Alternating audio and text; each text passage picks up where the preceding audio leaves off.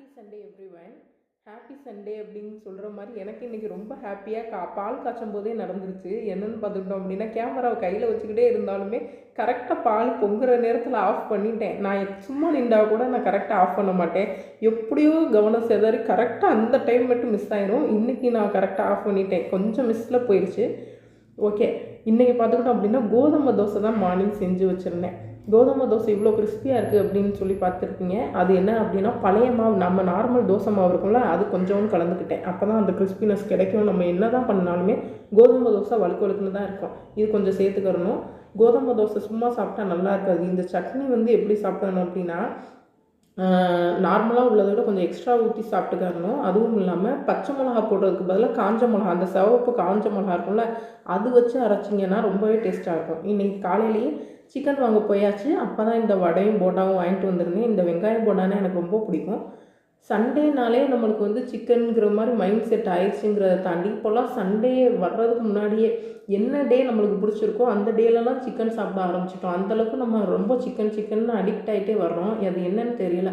நம்மளை social media ரொம்ப influence பண்ணுதா அப்படின்னு கேட்டாலும் என்னையே ரொம்ப இன்ஃப்ளூயன்ஸ் பண்ணுதுன்னு தான் நான் நினைக்கிறேன். அந்தளவுக்கு நானுமே எதையாவது பார்க்குறது, அதுக்கடுத்து உடனே போய் ஆர்டர் பண்ணி சாப்பிட்றதுங்கிற மாதிரி தான் நானுமே இருக்கேன். எதையாவது கண்ணில், அதுவும் கலர்ஃபுல்லாக சிக்கன் 65 பொரிக்கிறது, பிரியாணி இதெல்லாம் பார்த்தா அது சாப்பிட்றது தான் கரெக்டு போல், இதுதான் ட்ரெண்டுங்கிற மாதிரியே எனக்குமே மைண்டு ஃபிக்ஸ் ஆகிடுச்சு. அதுக்கு ஏற்றபடி பார்த்துக்கிட்டோம் அப்படின்னா, நம்ம வேலை எங்கேயாவது போய்கிட்டு இருக்கோம் அப்படின்னாலும் சண்டே தவிர வேறு எந்த டேஸ்னாலும் பார்த்தோம் அப்படின்னா சிக்கன் கடை அவ்வளோ கூட்டமாக இருக்குது.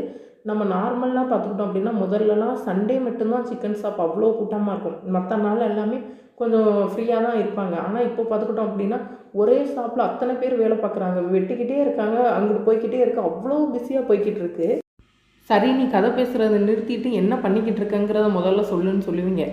இது என்ன அப்படின்னு பார்த்துக்கிட்டோம் அப்படின்னா, சிக்கன் கெபாப் பொடி இருக்கும்ல, அந்த கெபாப் பொடி, அதுக்கடுத்து கொஞ்சம் தயிர், அது போக பார்த்தோன்னா இஞ்சி பூண்டு, இதை மட்டும் போட்டு மிக்ஸ் பண்ணி இந்த ஈரல் இருக்குல்ல, ஈரலில் போட்டு பிணைஞ்சு அதுக்கடுத்து பார்த்துக்கிட்டோம் அப்படின்னா இந்த ஸ்டிக்கில் எல்லாத்தையுமே ஒன்றா சொருகி வச்சுக்கிட்டு கடைசியில் சுட்டு போட்டுட்டு கடைசியாக ஒரு கிரேவி பண்ணலாம் அப்படின்னு சொல்லி ஒரு ஐடியா. எதுக்கு இது அப்படியே பண்ணியிருக்கலாமே அப்படின்னா, இது ஏதாவது ஒன்று டிஃப்ரெண்ட்டாக ஒரு டேஸ்ட் வரும்ல, ஸ்மோக்கி ஃபீலிங், அதனால தான் சரின்னு சொல்லி ஆரம்பிச்சிட்டேன். ஏன் இப்போலாம் இப்படி எக்ஸ்பெரிமெண்ட்டுக்கு கிளம்பிட்டேன் அப்படின்னா, ஒரு வாட்டி நான் ஈரல் செஞ்சு அது அவ்வளோ பிரமாதமாகிடுச்சு. அந்த டேஸ்ட்டே எனக்கு தோணிக்கிட்டே இருக்குது. சரி, அப்போ பிரமாதமாக வேறு ஏதாவது செஞ்சு பார்ப்போம் அப்படிங்கிற மாதிரி ஒரே குசியாகிடுச்சு.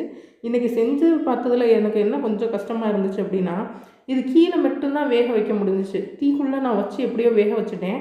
ஆனாலுமே இங்கட சைடு திருப்பினோம்னாலுமே அது ஸ்டீல் தானே நம்ம அந்த குச்சிங்கிறது, அதனால அது வலிக்கி ஒத்த சைடு மட்டுமே சுட்டுக்கிட்டு இருந்துச்சு. அதுக்கு ஏதாவது பண்ண முடியும்னா நீங்கள் சொல்லுங்கள்.